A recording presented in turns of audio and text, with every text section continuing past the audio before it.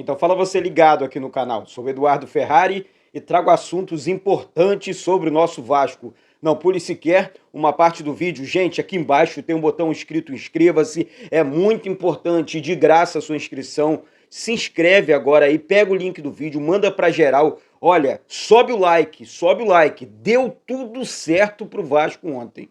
Incrível, né? Eu achei que a coisa realmente fosse ficar esquisita, mas deu tudo certo pra gente, deu tudo certo pro Vasco. Agora é daqui pra frente, agora realmente é o Vasco manter, né, e jogar bola. E vou contar um negócio pra você, tá? Vou contar um negócio pra vocês aqui, de coração, do fundo da minha alma. Ontem eu acabei vibrando com o gol da equipe do São Paulo. Ah, Eduardo, por quê? Não é gol do Vasco e tal. Por tudo que vem acontecendo, assim, dentro desse campeonato brasileiro louco, né? Eu vou contar um negócio para vocês do fundo da minha alma. Ontem, vendo aquele empate, né? São Paulo e Bahia e São Paulo, jogo fora, torcida do Bahia empurrando a equipe deles e tudo mais. De repente, né, ali aos 40, 50 já praticamente do segundo tempo, né, eu fiquei concentrado naquele jogo. O Fluminense, né, ganhou do Santos. Né? Eu estava concentrado nesses dois jogos, né? Porque o Santos tem 43 pontos, Vasco 42. Daí a equipe do São Paulo em cima ali, buscando os contra-ataques e tal. No final do segundo tempo, o jogador de São Paulo bate o escanteio, sei lá, uma coisa assim. A bola resvala, ele pega a bola, dribla para o lado esquerdo e chuta. O goleiro Marcos Felipe, ontem do Bahia, fazendo defesas absurdas, salvando o Bahia. E aquele empate estava colocando o Vasco na zona de rebaixamento. Né? É claro que, independente daquele resultado, ainda dependia do Vasco a permanência. Mas a derrota do Bahia facilita muito mais a permanência do Vasco. Gente, deixa eu contar alguma coisa para vocês aqui, antes de continuar o assunto, né, e as informações. Olha, eu não quero ver o Vasco na Série B o ano que vem.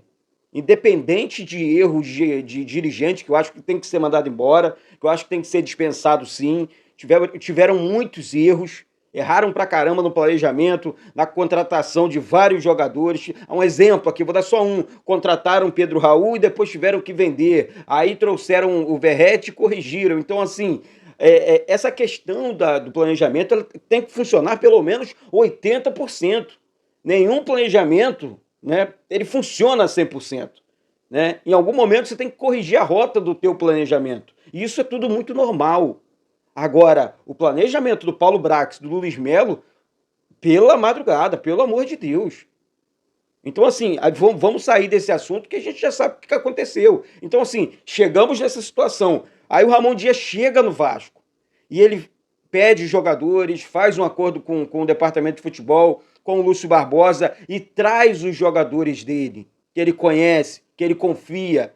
E aí o Vasco tem a quarta melhor campanha, faz a quarta melhor campanha do retorno do Campeonato Brasileiro.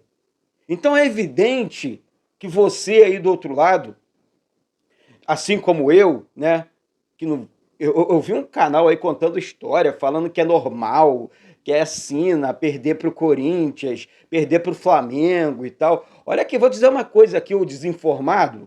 Você tem um canal grande do Vasco, e a gente convive, eu não vou ficar dando nome aqui, que eu acho muito antiético isso aí. Mas isso é conhecer muito pouco de Vasco. Tá? Se você, como você disse no seu vídeo que você conhece de futebol, você não conhece nada de Vasco.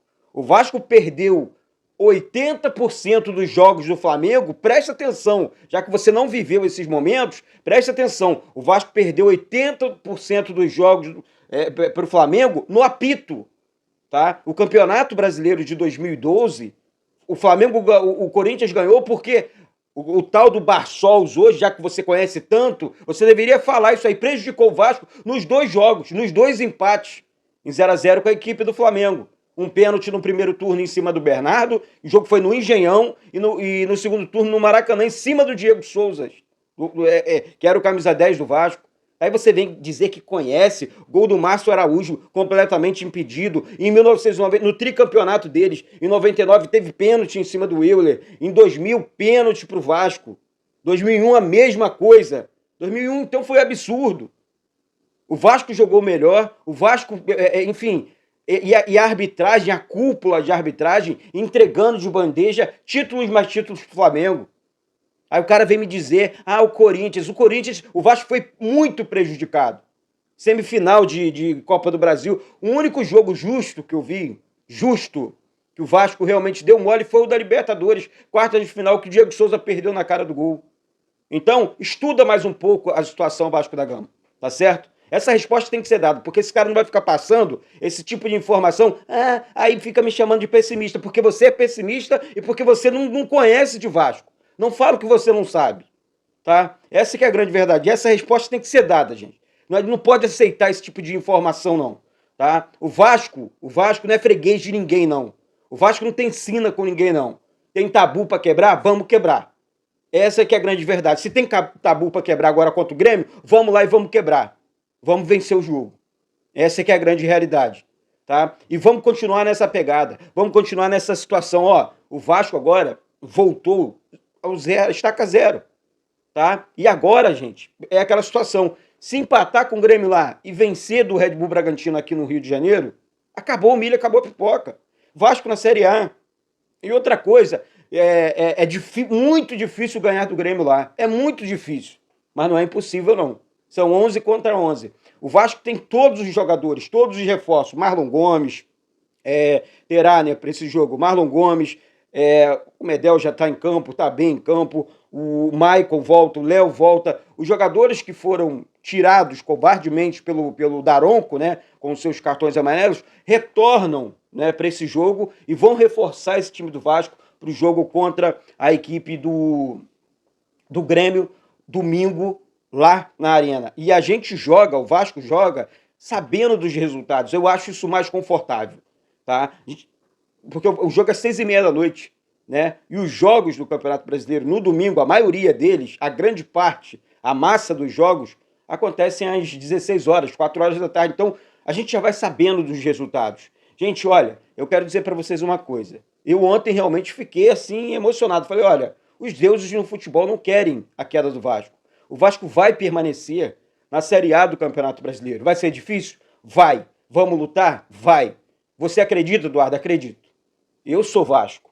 Eu vou acreditar até a última gota de sangue, tá? É claro que a gente fica chateado, a gente fica revoltado, ninguém quer ver o Vasco perdendo e tal, mas eu acredito. E o Vasco, tá? Esse lema, realmente, ele não pode morrer.